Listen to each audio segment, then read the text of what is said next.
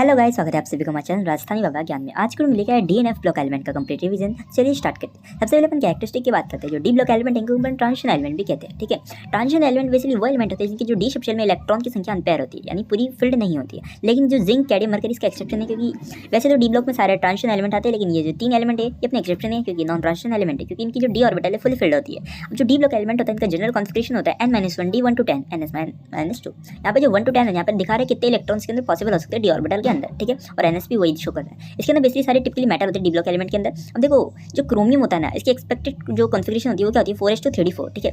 लेकिन रियलिटी में जो सीरीज होती है ना, उसके अंदर अपनी कॉन्फिगरेशन क्या है 4:5d5 सॉरी।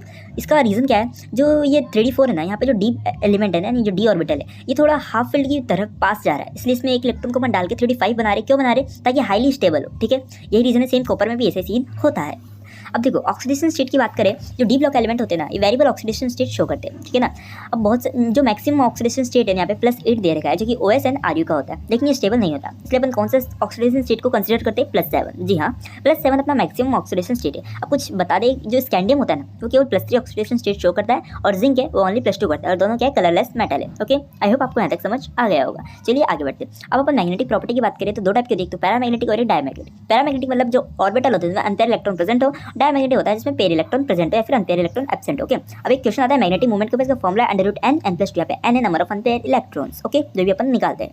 अब बात करते हैं अपन आयनेशन एनर्जी की, तो जिंक, कैडमियम, मरकरी की सबसे ज्यादा आयनेशन एनर्जी होती है। क्यों? स्टेबिलिटी के कारण। और मेल्टिंग पॉइंट की बात करें तो इन तीनों की सबसे लो होती है। ओके, समझ गए ना। और जो डी ब्लॉक कहते हैं उनकी हाई होती है, क्योंकि उनके अंदर अनपेयर इलेक्ट्रॉन रहते हैं, जबकि इनमें अनपेयर इलेक्ट्रॉन नहीं रहते कैडमियम वालों में। ओके, अब देखो, जो भी डी ब्लॉक एलिमेंट्स होते हैं ना, वो अलॉय फॉर्मेशन में हेल्प करते हैं। अलॉय आप जानते हो, जब दो और दो से ज़्यादा मेटल को आपस में बनाया जाता है, जैसे कि जिंक, कॉपर और ब्रास, ठीक है ना। यानी ब्रास कैसे बनता है? जिंक और कॉपर के मिक्सचर से। उसी तरह ब्रॉन्ज, जो भी आप एग्जांपल लेना चाहो आप एग्जांपल ले सकते हो। ये अपना अलॉय फॉर्मेशन का टॉपिक यहीं पे क्लियर हो गया। अब बात करते हैं अपन इंटरस्टिशियल कंपाउंड की, यानी कुछ ऐसे बड़े बड़े कंपाउंड होते हैं जिनके बीच में थोड़ा थोड़ा गैप रहता है। उन गैप में हाइड्रोजन, कार्बन, बोरोन, नाइट्रोजन से एलिमेंट को फिक्स कर लेते हैं, ठीक है ना। इस टाइप के एलिमेंट या फिर कंपाउंड को अपन बोलते हैं इंटरस्टिशियल कंपाउंड। ये हार्डर होते हैं as compare to pure compound, ठीक है ना। और इनको इनर्ट केमिकल, यानी जो भी है ना, इनके अंदर जो भी एलिमेंट या कंपाउंड है इसके अंदर केमिकल को इंसर्ट किया जाता है। ओके, अब बात करते हैं कैटालिटिक प्रॉपर्टी। कैटालिटिक वो सब्सटेंस है जो केमिकल रिएक्शन को इंक्रीज या डिक्रीज कर सकता है विदाउट इटसेल्फ कंज्यूम। ओके, अब ये जो डी ब्लॉक एलिमेंट है कैटालिटिक प्रॉपर्टी शो करते हैं, क्योंकि इनके पास वेरिएबल ऑक्सीडेशन स्टेट होती है, इनके पास वैकेंट ऑर्बिटल रहते हैं, और इनकी एड्सॉर्प्शन पावर, याद रखिए एडसॉर्प्शन एक सर्फेस फिनोमेना है, ये इनके पास ज़्यादा रहती है। ओके, आई होप आपको ये भी क्लियर हो गया होगा। अब बात करते हैं अपन एफ ब्लॉक एलिमेंट, इनको इनर ट्रांजिशन एलिमेंट कहते हैं, और ये लेंथेनॉइड और एक्टिनॉइड को कंटेन करके ले। एक्टिनॉइड का जो एटॉमिक नंबर है 90 से 103 के बीच में आता है, लेंथेनॉइड का है वो 58 से 71 के बीच में आता है। ओके, जो लेंथेनॉइड है ना, आपको डी ब्लॉक एलिमेंट के नीचे नीचे या फिर बीच में दिख जाएगा। ओके, एकदम अलग से हाईलाइटेड।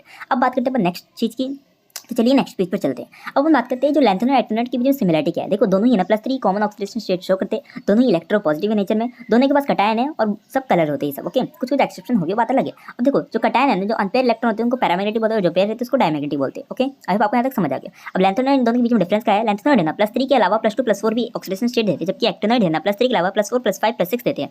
इसकी जो कॉम्प्लेक्स फॉर्मेशन लेस है और इनकी कॉम्प्लेक्स फॉर्मेशन ज़्यादा है। ऑक्सीडेशन स्टेट है ना, और हाइड्रोक्साइड इनकी लेस बेसिक है और इनकी ज़्यादा बेसिक है। ये सारे नॉन रेडियो एक्टिव है और वो सारे रेडियो एक्टिव है। कुछ कुछ एक्सेप्शन जो कि आपने देख लिया होगा। ओके, अब हम बात करते हैं पोटेशियम परमैंगनेट प्रिपरेशन। ओके, देखो इसकी प्रिपरेशन तो आप एनसीईआरटी में से देख लीजिएगा, मैं कुछ कंफ्यूजन को क्लियर कर देता हूँ। यहाँ पे जो परमैंगनेट आयन होता है ना, इसको अपन रिप्रेजेंट करते हैं K-4 का 1 से। ओके, यहाँ पे जो मैग्नेट आयन होता है उसको अपन रिप्रेजेंट करते हैं K-4 का 2 से। यहाँ पे जो K2 लिखा है ना, वो -2 को रिप्रेजेंट कर रहा है। ओके, कंफ्यूजन 2 क्या होती है? यहाँ पे जो Mn होता है ना K-4 में, इसकी ऑक्सीडेशन स्टेट होती है +7। ये मैक्सिमम ऑक्सीडेशन स्टेट है डी ब्लॉक एलिमेंट के अंदर, ठीक है, आई मीन लेंथेनॉइड्स के अंदर। ओके, यहाँ पे जो Mn+7 है ना, ये रिड्यूस कर सकता है इटसेल्फ, यानी खुद को रिड्यूस कर सकता है, और ये दूसरों को ऑक्सीडाइज कर सकता है, इसलिए इसको ऑक्सीडाइजिंग एजेंट करता है। ओके, ये कभी भी खुद को रिड्यूस नहीं करता है, याद रखिएगा, स्पेशली ये एक ऑक्सीडाइजिंग एजेंट है। ओके, अब अपन नेक्स्ट पेज पे बात करते हैं।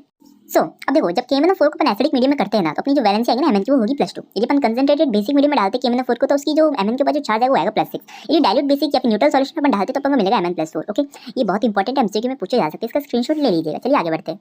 अब आता है अपन पोटेशियम डाइक्रोमेट, जिसको अपन बोलते हैं K2Cr2, से वो भी गुड ऑक्सीडाइजिंग एजेंट है, ठीक है ना। इसमें कंफ्यूजन फर्स्ट है अपने क्रोमिल क्लोराइड टेस्ट, ठीक है। इसका डायरेक्ट एक टॉपिक है ये रहा, क्रोमिल क्लोराइड। इसकी रिएक्शन आप याद कर लीजिए, जब NaCl और पोटेशियम डाइक्रोमेट और H2SO4 को आपस में मिलाते हैं तो अपन को बोलता है CrO2Cl2, जो कि रेड ऑरेंज कलर का होता है। ये अपना क्रोमिल क्लोराइड टेस्ट है। ओके, अब जब CrO2Cl2 को अपन NaOH से रिएक्ट कराएंगे तो अपन को मिलेगा Na2CrO4, जो येलोइश कलर का होता है, ठीक है। आपको यहाँ तक समझ आ गया होगा। वीडियो करने से पहले आपको ये कुछ दिखा देता हूँ। ये जो 3D45D सीरीज है, ठीक है ना, आप इसको अच्छे से याद कर लीजिए। ये सारे एलिमेंट के कॉन्फ़िगरेशन पूछ लेता है, या फिर कोई अपन को जब भी अपन को मैग्नेटिक मोमेंट निकालना पड़ता है, इसमें बहुत ही काम आता है। इसका आप स्क्रीनशॉट ले लीजिए, इसको याद कर लीजिएगा। चलिए मिलते हैं अगली वीडियो में, तब तक के लिए जय हिंद, जय भारत, जय राजस्थानी बाबा का ज्ञान।